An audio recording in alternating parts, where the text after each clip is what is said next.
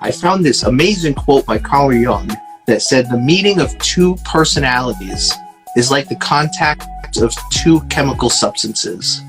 If there is any reaction, both are transformed. Jonas is a storyteller, a musician, a magician, and a facilitator of Fascination. Through his company, #Positivity, he helps individuals, teams, and communities experience abiding joy. Welcome, Jonas Cain. Thank you so much, Braden. It's a joy to be here. Thank you for having me. Well, Jonas, you wrote an article that has taken the magic community by storm. And the article is called The Meeting of Two Personalities. And for those of you listening, after this, you can go ahead and read the article at #positivity.com. But the article really takes a magician's viewpoint and examples from magicians and uses them and applies them to some practical ways that we all can engage and encourage our audiences. So, Jonas, why, from a leadership perspective, why is it important for us to be engaging and encouraging? That is an excellent question, and it really can be distilled down to the very title of this article itself, which I chose to call The Meeting of Two Personalities. And even though this is an idea that I've been thinking about for really over the past decade, I found this amazing quote by Carl Jung that said, the meeting of two personalities is like the contact of two chemical substances. If there is any reaction, both are transformed. Wow. And this is a powerful idea because from a scientific perspective, yes, of course, that's, a reaction is going to happen and both will be forever changed as a result. But really, in our everyday lives, whether as a performing magician, whether as a business person, whether as a member of the community, of however we define it, when we take two or more people and we get them into a situation together, both are going to walk away changed in some way. If there's any reaction, both will be changed in some way. And for me, I decided I wanted to be intentional about that transformation. Everything we do tells a story, whether we're intentional about it or not. And if we're not intentional about it, through these sort of 5 ideas that I've sort of unpacked in this article, if we're not intentional about it, well, it's just sort of like going through our days, going through our lives like a ship without a sail or a rudder. We're just sort of going with the flow and just accepting however things work out. So by really taking these ideas, it's a way to give us some empowerment. It's a way to encourage ourselves and the people we influence to sort of take more control of their lives. And we interact with people every day. And we take that for granted is kind of what I take away from that quote. Is that, would you say that there's opportunity left on the table based on that quote? Oh, absolutely. Absolutely. There's so much there that we can use whatever situation we're in, whether it's at work, whether it's at home, whether it's in a hobby. It doesn't matter what it is. If we can be intentional about this meeting of two personalities, there's so much potential there to be not just empowering, but also encouraging for the people. Have you ever noticed sometimes we can meet people and they can just drain the energy, all of the excitement that everyone has, they just drain it all out. And whatever potential, whatever capacity that group had, all of a sudden it's deflated. And yet, there are some people you come in contact and they can take even the most a demotivated group and turn them around to be far more empowered and encouraged to let their best selves shine. So that's really the spirit of what these suggestions are offering us. Well, I would want to do that. I know that my leadership could be better. The people around me could be impacted in a much better way if I could encourage people and engage people. So let's go through some of the ideas that you had offered up, maybe one by one. And the first one is have a desired result. And so leaders, by and large, are pretty good at setting goals. Where they have more of a challenge is actually achieving those goals, right? So how do leaders reverse engineer, if you will, a goal to get the outcome that they want? That is an excellent question. It really comes down to really being crystal clear about the result that you're looking for. If we think about it, about the two personalities being changed as a result, what end transformation are you looking for? And it could be anything depending on the circumstances, but being crystal clear. It might be maybe the end result is you want to increase, maybe you want to get more sales. Maybe you want to get more, like, improve customer satisfaction. Maybe you want to have more offerings to offer your clients. It could be anything. What is that result that you're looking for? And being crystal clear about it to make sure that everything is pointing to that main goal. Because if you're not clear, then it's just sort of like wandering around. We can have anything we want in this life as long as we're willing to pay the price for it and pay the consequences for it. And getting crystal clear of that result is how we get there. And you break down from several different magician examples how a magician may sort of break down, or they want an end result, they want to achieve this thing, this magical effect, and they're able to kind of work backwards to attempt to achieve that. Is it? Would you say that's fair? Yes, absolutely.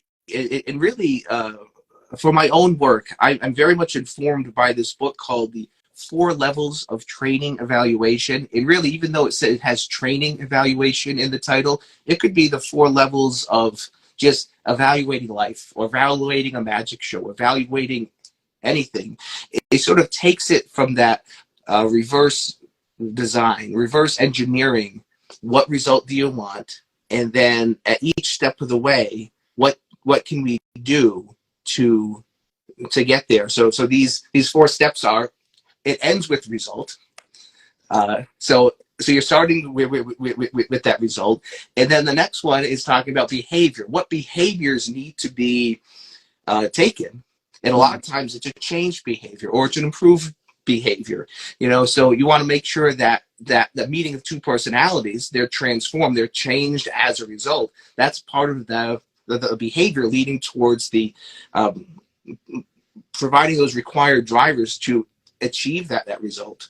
And then learning could be knowledge, learning might be skill, learning might even be attitude. You learn a new attitude, right?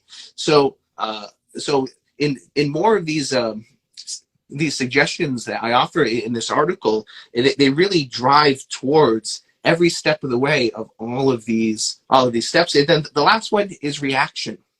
How pleased are they about these results? How pleased are the people you serve? How are they accepting this change initiative, or the interactions that they're having? If someone goes to work every day and they don't want to be there, well, then it doesn't matter what you say. It doesn't matter what your desired results are. They're going to be fighting you every step of the way, because they're like that anchor that's like keeping you moored instead of letting you set sail towards the direction of where you want to go. Yeah, and as we go down these ideas, the next one that you have here is posing questions. Now, in leadership, there's a subset of leadership skill set called coaching, and it's predicated on the idea of asking questions. But we can always improve our skills in that area. Why is it important for leaders to ask questions rather than just be authoritative and direct, would you say? There could be many benefits for it. But from my perspective, the main benefit is you ask a question that is literally engaging them in the process. It's no longer just, I'm the boss, I'm telling you what to do and why we're doing this, but by asking a relevant question, and again, the question could be anything depending on your circumstances, but by asking a question and listening to the answer, well, that is going to literally engage them. And it does a few things. One, it gets them engaged, but it also subconsciously signals that you care enough to ask. And if you don't care, you wouldn't ask these questions. So it's an opportunity for connection. It's an opportunity for engagement. It's an opportunity for help people become co-conspirators, literally co-creating this experience. Wow. Really Because you being can't help but support what you help to create. Yes, that is a great point. That is a great point. People support what they help create. And when you have a team of employees, they're coming to work every day and they're creating something. They're coming to work every day and there's a chemical reaction happening. And hopefully it's a positive one. And so that makes a lot of sense to me. Now, as we go down to the third key idea, is know your audience. Now, for leaders, their audiences are typically their employees, whether it's peers, whether it's support personnel, whether it's other departments. Why do leaders, or actually, what do leaders need to know about their audience, their employees, to be effective in your mind?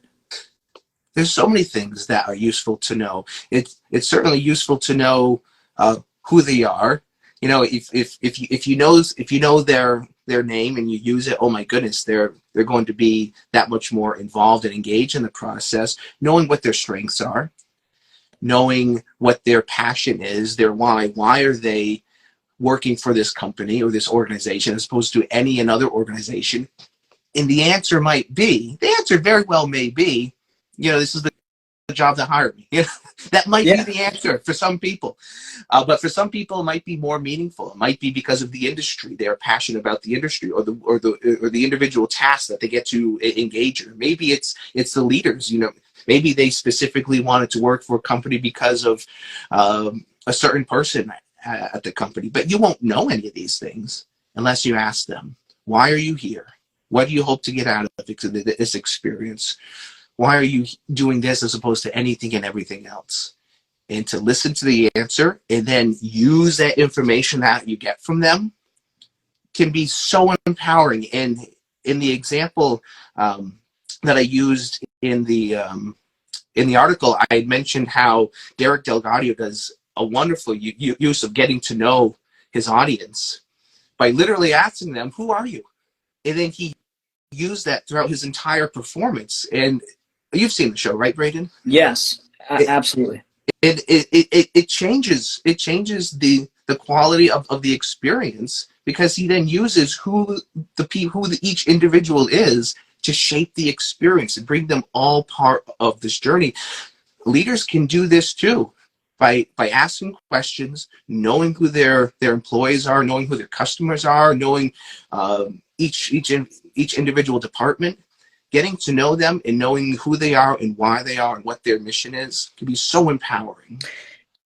And it also seems like the opportunity to do this can come up multiple times. In other words, if you ask them 3 months ago why they're there, what they're here for, it may be different today, or it may be different 2 years from now. So it could be a regular practice to do is to connect with everyone and ask them why they're here. What are they wanting to get out of it? Because that changes, to your point. That changes. Yeah, some people might say, I'm here because it's Monday. so I got to be here. I'm here because I was here yesterday. Yeah, absolutely. And I'm just so it's useful to know people's why. Now, as we go down the next idea for how we can engage and encourage audiences, as you outlined in your article, it's tell stories. Now, again, most leaders want to be direct and give directives, but there's power in stories.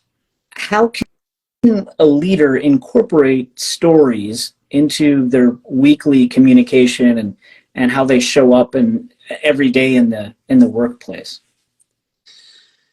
Stories are powerful. To your point, they really open people up to ideas more so than just raw data. You know, I've just as a simple example, I asked Google a rather existential question recently. And in the interest of perhaps getting a little too personal, I will share. My question was, you know, essentially it was, why are we here? If all of this will one day end, why are we here? Why bother? And then Google provided all these different answers from all over the web. They're like, oh, you know, because it's what we make of it. Oh, it's because of this. It's because, you know, experience, love, you know, all these different answers. But they were all dry answers. They were just like a list of reasons. But I didn't feel those answers. The one response that I listened to, the guy talked about this this painting over his grandmother's mantle. That when he was a kid, he would look at it every day, and anytime that he visited them. And then years later, when his grandparents were downsizing, they asked if any of the family wanted anything, and he said, "No, I don't need anything, but I do want that painting." They're like, "Oh, I'm not quite ready to get rid of the painting yet, but you know." It turns out it was his grandmother who painted the painting. He didn't even know his grandmother was a painter. But this meaningful object that had meant so much to him as a kid, all of a sudden helped him get to know his family much better. And then years later, after his grandmother died, he forgot about the painting, and he gets this package in the mail, and it's the painting with a note. You know, it said, "For my grandson," and and then one day his daughter was asking that same question: "Why bother? Why, you know, if all of this ends, why bother?" And he didn't know how to answer it, but the painting was hanging up on the wall, and he said, "That's why." Wow. That story is the most compelling, genuine response I've ever heard to that question. And being able to have a story, whatever the story is, whatever the question is, whatever the point is you're trying to drive home, you know, it could be your origin story about how the company was created. Like I have the origin story of my company. It was started in a firehouse. And I tell the story about how they were all being very, very negative towards each other. So they would say #positivity as if that erased everything, you know. And then one day they started, one guy decided to create a logo and put it on shirts, and they would send them out into the community to spread positivity throughout the community. And then all of a sudden I was brought into the company to talk about how we can be more intentional about being positive and spreading joy throughout the community. And so that's a quick version of my origin story of the company. But everyone has their origin story about who they are, why they are, where they're going. So stories can tell so much than just raw data, because it's not interesting. It's just dry. No one cares about the numbers. Well, except for C personality types, the people who are very, very correct and conscientious. But even they can be drawn in with a compelling story that explains what those numbers mean. Yes. And we can look for stories in departments. Customers can give us stories about what's going right with the product or the service, maybe what's going wrong with the product or the service.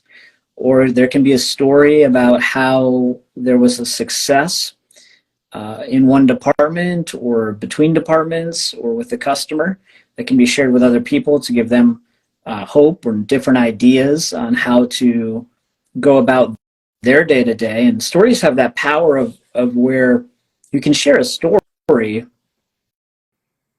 and the listener puts themselves in the role. They kind of get immersed into the story, and before you know it, as a listener to the story, you're making the ideas that are coming out through the story kind of your own.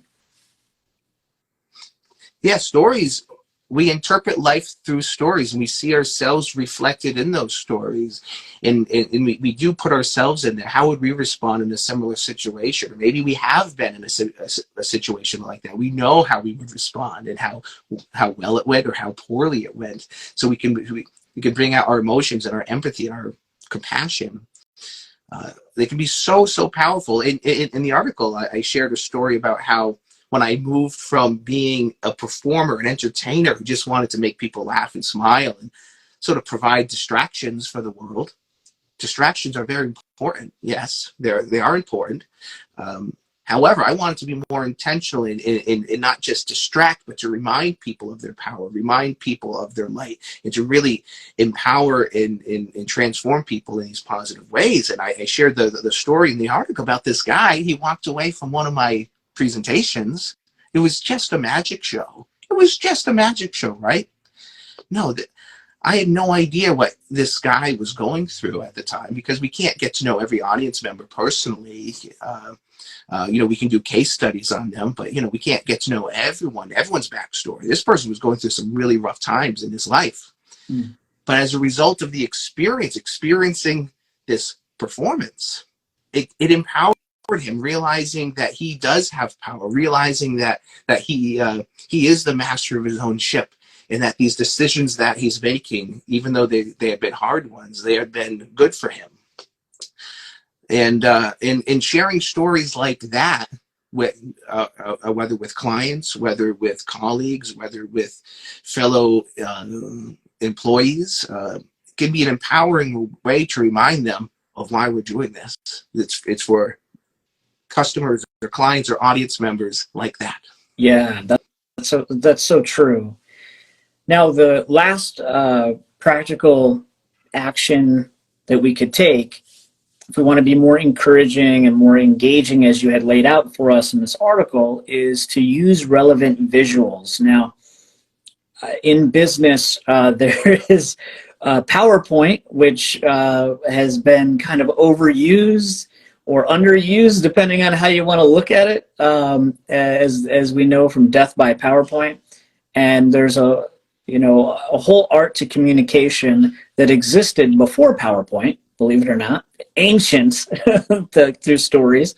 But if we are in business now and some of the tools happen to be PowerPoint or just public speaking, what are some ways that leaders can get better at kind of visual storytelling or using visuals in their presentations or in their discussions or just in their storytelling? That's an excellent question. There could be any number of possibilities for visuals. My favorite use of visuals in my own work, and really even in my own life, is to surround myself with meaningful objects that remind me, that anchor me in my mission and the desired results that I'm getting, that I want, that anchor me in my why. Why am I doing this? And it could be something as simple, for me, a ukulele. It could be a deck of cards. It could be a picture or a painting. I have in my office, I have an octopus with starfish. Now, yes, it's pretty, but I was very intentional about putting this in my office. I'm probably the only one who would understand why this is meaningful. But for me, it's a reminder of who I am and where I'm going, and also of mystery. So surrounding ourselves with meaningful things, these little talismans, these empowered objects. Perhaps it's certain colors. Just having those things around the office, or having those things if you're doing a presentation, having certain objects on the podium or in the room. It could be just one word, sort of like in what's that show, Ted Lasso, Believe. Having that poster, sort of like this iconic poster. Now I see that sign in offices. I see that sign in schools. That have nothing to do with a TV show, but it resonates. That yellow poster with that one simple word has become an anchor point for so many people, and everyone knows what it means. Everyone knows what it means. Just believe. Yeah, the symbology, I guess, of, like you said, colors, images that we all recognize. For example, believe can be really, really powerful. And you reminded me of, I guess that's the power of, it's done a lot, but it should be remembered that the power of company swag, right? Where you have the logos emboldened on your items, just to be kind of immersed into the symbology of the work environment is really key as well to really think through that.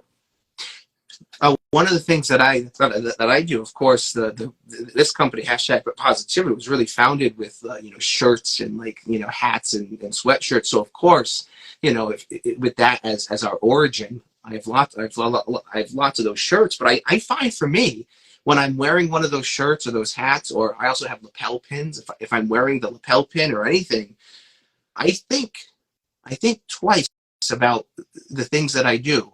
Like, I want to make sure that what I'm about to do is an adequate uh, reflection of what this represents, even though it's just, I'm just wearing it, right? It's just apparel, right? No, but for me, I'm very intentional about it. If what I'm about to do, I need it to be befitting and shed a good light on what I claim this is. So I'm going to be very Absolutely. intentional. Yeah, that's a great point. Well, Jonas, you've given us 5 different practical ideas to put in play, and I really thank you for your time. And everyone watching, if you visit hashtagpositivity.com and search for the article, The Meeting of Two Personalities, you will find these 5 ideas accessible to you. Jonas wrote an incredible article with some great examples and some really actionable advice. So I encourage you to check it out. Jonas, thank you so much for joining us today and sharing your wisdom, your knowledge, your love, and your joy. Thank you. You're very welcome. Thank you for having me.